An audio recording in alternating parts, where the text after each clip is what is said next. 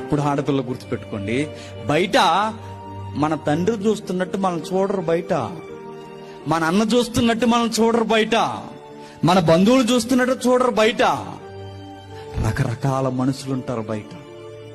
నీ ఇంట్లో చూస్తున్నట్టు నేను చూడరు బయట. నేను పై నుంచి కింద వరకు రకరకాల తప్పుడు చూపులు చూసే కళ్ళు ఉంటాయి బయట. ఎలా చిదిమేయాలని అవకాశాల కొరకు తిరిగే పోకిరి జంతువులు ఉంటాయి బయట. ఎలా అవకాశాన్ని సిక్కించుకోవాలి, ఎట్లా నాశనం చేయాలని చూసేవారు ఉంటారు బయట. తప్పు.